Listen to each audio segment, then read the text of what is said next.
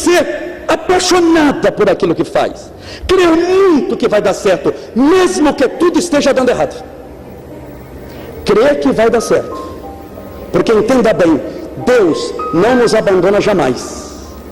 Eu cito sempre Chico Xavier como exemplo. Eu lembrei do Chico agora, que eu acabei de ler no jornal, que está aqui no Caminho da Luz, do filme que o Daniel Filho fez do Chico Xavier. E eu me recordo quando Chico, pequenininho, pobre, de maré, em Pedro Leopoldo, Minas Gerais. Ele era o único menino que ia descalço, para ver como Deus não nos abandona, descalço para a escola.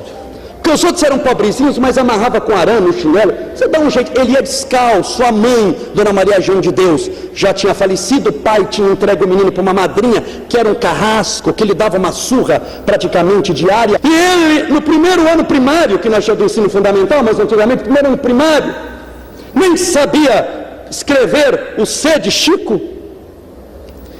E o governo do estado de Minas Gerais lança um concurso no estado inteiro de uma redação com o tema patriótico Brasil, onde todos os alunos de todas as escolas que fossem do município do estado pudessem participar.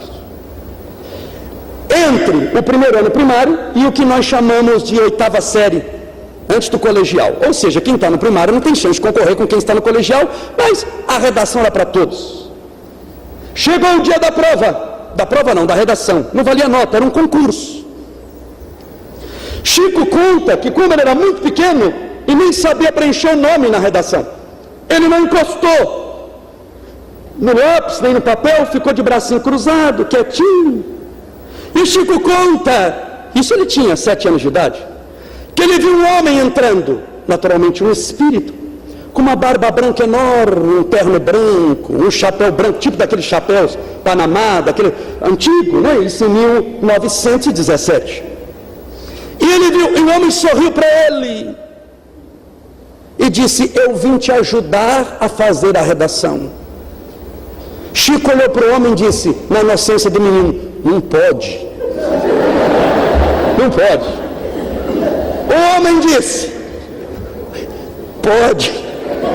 Ele falou: não pode. Pode, não pode? Ele disse: só um minutinho.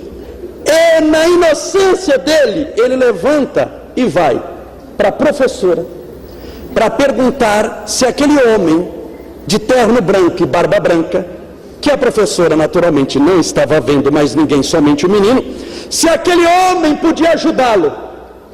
A professora olhou e disse assim: que homem, meu filho? Falou: aquele que está sentado na minha cadeira. A professora pensou: fome mata mesmo. Não é fome, porque fome faz você ver coisas. Não é o jejum prolongado numa criança que já é magra como esse. Menino, senta lá e fica quieto. E ele sentou-se na cadeira e contou que começou a dar um sono. Quando ele acordou do sono, a redação estava feita, pronta, com o nome dele. Ele entregou. 6 meses passaram, porque isso não tinha computador para corrigir, isso é tudo para Belo Horizonte, era corrigido lá na capital. 6 meses para dar resposta. E adivinha, os amigos, quem tira primeiro lugar em todo o estado das Minas Gerais? Chico Xavier, que conta, foi a maior desgraça da vida dele, porque as mães dos meninos ricos da cidade ficaram possessas. Mas como que um menino desse, que nem mãe tem, cujo pai praticamente abandonou porque o pai era caixeiro viajante, senhor João Cândido Xavier, como você não sabe escrever o nome? Ele colou, fizeram pressão no diretor, uma pressão muito grande no diretor. O diretor mandou chamar o menino, que não tinha ninguém para defender, porque não tinha mãe mesmo, a mãe estava falecida, e o pai viajando. Chamaram o menino cuja madrinha o odiava. A madrinha empurrou, como alguém que mandasse um cristão para o circo romano. E o menino foi sozinho perante as mães revoltadas. Naquela época se batia muito em criança. O diretor colocou o menino em cima de uma cadeira, em frente a um quadro negro, colocou o menino, você vai apanhar, você colou. O menino estava chorando. Você colou, nós sabemos que você colou, agora para você não apanhar de graça, nós vamos dar uma chance para você. Você vai fazer outra redação, na nossa frente aqui, ó. E eu vou mudar o tema. Vou te dar um outro tema. Deu um giz na mão do menino, com 7 anos de idade, analfabeto. E o tema da redação era um tema bem fácil, areia.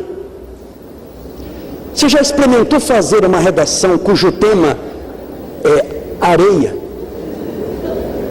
Você vai escrever o quê? Que linda é a areia. A areia é surra na cerda. A areia chega a ser um tema metafísico, é um tema problemático. Chico conta que tremia e já estava preparando um lombo para entrar no Pelourinho, quando Chico conta com 7 anos, ele com o giz na mão, chorando, e ele conta na linguagem dele, de rabo de olho, naquela chamada visão periférica, mas no famoso rabo de olho, ele viu de lado o homem de barba branca e de terno chegando. E Chico conta a ele, assim, dessa vez eu não falei nada para ninguém. E ele ficou, e o homem chegou e disse assim, meu filho, eu vim te ajudar. Confiar em Deus foi a única coisa que ele ouviu.